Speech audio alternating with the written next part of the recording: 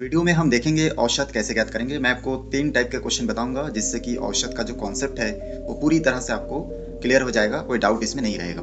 तो चलिए सबसे पहला क्वेश्चन जो लिखा हुआ है 20, 30, 10, 40 और 50, इसमें हम लोग देखेंगे इसका औसत कैसे निकालते हैं।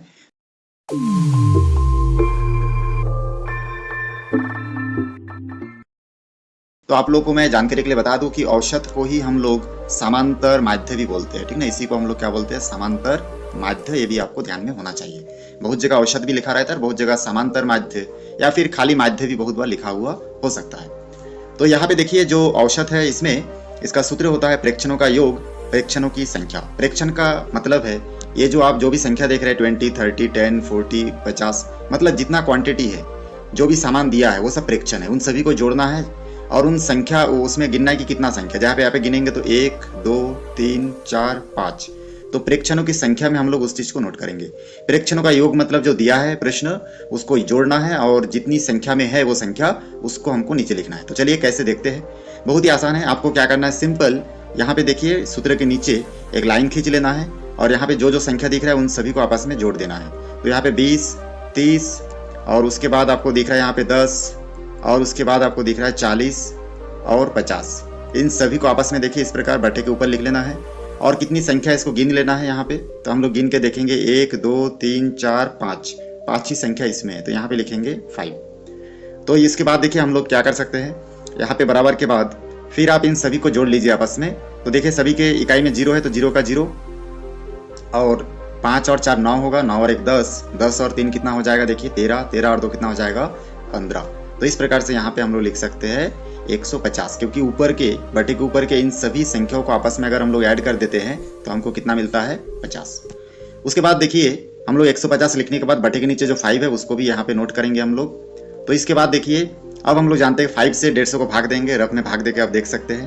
तो जैसे मैं इसको भाग दे दूंगा तो यहाँ पे हो जाएगा देखिए 5 दिया 15 और यहाँ पे घटाएंगे तो यहाँ पे हो जाएगा आपका 0 0 0 है तो 5 0 के हम लोग जानते हैं कि 0 होगा। इस प्रकार से आंसर कितना आया 30। और आप लोग ऐसे भी मौखिक हिसाब में जानते हो कि 5 30 के 100 होता है, तो चलिए 150 होता है। तो इस प्रकार से हम लोग यहाँ पे देखिए इसको कैंसिल कर देंगे और इस प्रकार से हमारा जो आंसर प्राप्त होगा हमको कितना प्राप्त होगा 30। अब ये जो औसत प्राप्त हुआ इसका क्या मतलब है, औसत का मतलब है कि ये जो संख्या है इन सभी संख्या को अगर हम लोग इक्वल कितना कितना एक एक के हिस्से में आएगा, मतलब इन सभी को अगर एक समान बनाए तो एक संख्या कितना हो जाएगा 30। तो इस प्रकार से पांचों लोगों को कितना रुपए करके मिल सकता है, अगर पैसा होता तो 30 रुपए। तो इस प्रकार से हम लोग इसका कैलकुलेशन कर सकते हैं। तो ये समझ में आ गया होगा, बहुत ही सिंपल था और यही हमारा क्या होगा आंसर होगा। चलिए इसके बाद मैं नेक्स्ट और एक प्रश्न आपको सॉल्व करके बताऊंगा।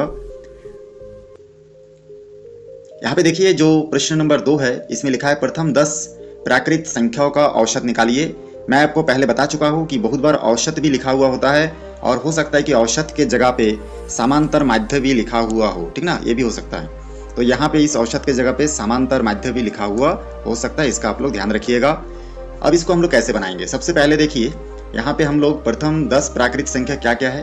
तो हम लोग जानते हैं कि प्रथम 10 प्राकृत संख्या उसको हम लोग नोट कर लेंगे, ठीक ना। सबसे पहले संख्या नोट कर लेना जरूरी है। तो प्राकृत संख्या क्या क्या है तो हम लोग नोट करेंगे यहाँ पे। तो वो संख्या आपका है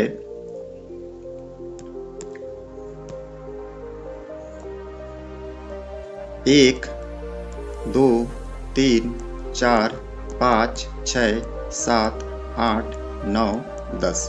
हमको प्राकृत संख्या बोले तो हम लोग जानते हैं कि 1 से शुरू होता है वो प्राकृत संख्या कहलाता है। तो हम लोग 1 से लिखना शुरू कर दिए। 10 बोले हैं इसलिए 10 लिखा, 20 बोलने से 20, 5 बोलने से 5 प्राकृत संख्या, मतलब 1 से खाली 5 तक लिखने से हो जाता। तो यहाँ पे हम लोग संख्या को लिख लिए। अब हमको सूत्र मालूम है, बार बार मैं सूत्र ना लिख के डायरेक्ट सॉल्व करता हूँ। तो हम लोग जानते हैं कि क्या करते हैं, हम लोग जितनी संख्या है उन सभी संख्याओं को बटे के ऊपर लिखना रहता है। तो यहाँ पे मैं लाइन खींच देता हूँ और इस लाइन के ऊपर मैं 1, उसके बाद 2, उसके बाद 3, 4, 5, 6, 7, 8, 9, 10। तो इस प्रकार से मैं क्या किया इसमें देखिए इन 10 को पूरा मैं नोट करके लिख दिया हूँ, ठीक ना, बटे के ऊपर मैं लिख चुका हूँ। अब इसके बाद हम लोग क्या करेंगे, कितनी संख्या यहाँ पे 10 संख्या है तो यहाँ पे मैं लिखूंगा 10। अब इन सभी संख्याओं को अगर आपस में मैं जोड़ लूँ, ऐड कर लूँ तो कितना आएगा उसको देख लेते हैं। तो अगर मैं इसको ऐड करूँ तो आ जाएगा देखिए 2 और 1 3, 3 और 3 6, 6 और 4 हो जाएगा 10, 10 और 5 15, 15 और 6 21, 21 और 7 हो जाएगा 28, 28 और 8 36, 36 और 9 45, 45 और 10 को जोड़ देंगे तो हो जाएगा 55। तो फाइनली यहाँ पे हमको प्राप्त हो रहा है 55 और यहाँ पे देखिए बटे के नीचे कितना लिखा हुआ है 10। इसको अगर हम लोग कैंसिल करेंगे तो हम लोग जानते हैं कि हमारा जो आंसर कितना आएगा 5.5। तो ये हमारा आंसर होगा। ये 5.5 कैसे आया उसको चलिए हम लोग यहाँ पे थोड़ा सा रफ करके देख लेते हैं। तो यहाँ पे देखिए 5.5 कैसे आया। 55 को हम लोग किससे भाग दिए 10 से, तो यहाँ पे हम लोग लिखेंगे 55 और यहाँ पे लिखेंगे 10, क्योंकि हम लोग 55 को कितना से भाग दिए 10 से। तो यहाँ पे 55 को 10 से भाग देंगे तो 10 देखिए 5 बार में कितना हो जाएगा 50, और यहाँ पे घटाएंगे तो कितना बचेगा 5। अब 5 जो है छोटी संख्या, इसमें भाग नहीं जा सकता, 10 जो है भाग नहीं जा सकता, इसलिए हम लोग दशमलव लेंगे और एक दशमलव लेने से 3 बार जीरो ले सकते हैं। तो यहाँ पे एक बार जीरो ले लिया तो 10 पंजे कितना हो गया 50। तो इस प्रकार आगे हमको और जीरो वगैरह लेने की कुछ आवश्यकता नहीं हुआ, इसलिए 5.5 हमारा आंसर आया। यहाँ तक शायद आप लोग को अच्छे से समझ में आ गया होगा। चलिए अब हम लोग इसके बाद थर्ड प्रश्न देखते हैं। थर्ड प्रश्न में देखिए यहाँ पे लिखा हुआ है कि संख्या है 8, 5, x, 6, 10, 5 का औसत 7 है, x का मान ज्ञात कीजिए। ऐसा प्रश्न भी आपको मिलेगा 7वीं 8वीं में भी मिल जाएगा, जहाँ पे आपको डायरेक्ट पूछा जाता है। देखिए कुछ संख्या और अक्षरों को मिला के बोल रहे कि उसका औसत 7 है, तो यहाँ पे x का मान कितना है, मतलब कितना होना चाहिए, ताकि इस x के मान के साथ इन सभी को अगर हम लोग आपस में जोड़ के इन 6 संख्या से भाग दें हम लोग, तो हमको एवरेज कितना आ जाए 7 आ जाए। तो हम लोग देखेंगे कि इसको कैसे पता करें। तो इसके लिए हम लोग क्या करेंगे, देखिए सबसे पहले हम लोग यहाँ पे हम लोग जो सूत्र जानते हैं औसत का, वो है आपका प्रेक्षणों का योग प्रेक्षणों की संख्या। तो औसत का हम लोग सूत्र लिख लेंगे यहाँ पे, प्रेक्षणों का योग प्रेक्षणों की संख्या। अब यहाँ पे देखिए प्रेक्षणों का योग और प्रेक्षणों की संख्या, ठीक ना, या फिर मैं इसको एक काम करता हूँ पूरा डिटेल्स में लिख देता हूँ। तो यहाँ पे लिख लेता हूँ प्रेक्षणों की संख्या। अब हम लोग देखिए यहाँ पे क्या करेंगे, प्रेक्षणों की संख्या लिखने के बाद यहाँ पे हम लोग देखेंगे कि जो भी औसत है, औसत पहले से दे दिया है कितना है 7 है, तो हम लोग यहाँ पे क्या नोट करेंगे 7, क्योंकि औसत देखिए यहाँ पे लिखा हुआ है 7 है, तो औसत के सीधा में 7। अब प्रेक्षण क्या क्या है, देखिए ये सब प्रेक्षण है, तो इन सभी को हम लोग नोट कर लेंगे। तो यहाँ से लाइन के ऊपर हम लोग नोट कर लेंगे 8, 5, x और सभी को जोड़ते जाएंगे। बहुत लोग क्या करते हैं प्लस का निशान नहीं लगाते, इसलिए गलत हो जाता है। तो यहाँ पे हम लोग सभी को इस प्रकार से नोट करेंगे। कितनी संख्या हो रहा है इसमें देखिए, मतलब प्रेक्षण जो है वो कितना हो रहा है, तो यहाँ पे देखेंगे 1, 2, 3, 4, 5, 6। तो इसलिए हम लोग इन 6 को क्या कर देंगे 6 को नीचे लिख देंगे। अब यहाँ से देखिए इसको हल करने के लिए क्या करेंगे हम लोग, जो बटे के नीचे 6 है इसको इस तरफ गुना कर देंगे, तो 7 के इस तरफ क्या हो जाएगा 6 हो जाएगा। ये जो बटे के नीचे संख्या था ये इधर 7 के साथ गुना हो चुका है। अब यहाँ पे बचा कितना है, देखिए यहाँ पे बचा 8, 5 और x 6, 10 और 5। तो इस प्रकार से हम लोग इसको आगे सॉल्व करेंगे। 6 7 हम लोग जानते हैं कि 42 होगा। यहाँ पे हम लोग संख्याओं को पूरा आपस में जोड़ लेंगे तो हो जाएगा देखिए 8 5 13 होगा, 13 और 6 19, 19 और 10 जो है आपका हो जाएगा कितना 29, 29 और 5 कितना हो जाएगा आपका 34। तो इस प्रकार से यहाँ पे हमको प्राप्त हो रहा है 34।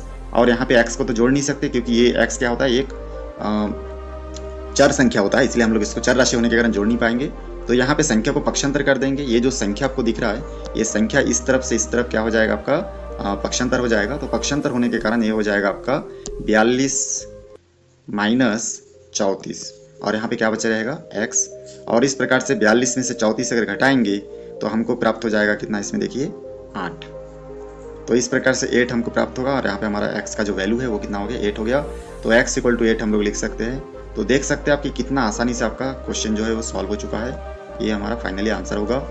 मेरे वीडियो को शुरू से आखिरी तक आप सभी देखें, इसलिए आप सभी का बहुत बहुत धन्यवाद। वीडियो अच्छा लगे तो लाइक शेयर और सब्सक्राइब जरूर कीजिएगा। फिर मिलते हैं एक नए वीडियो के साथ। धन्यवाद।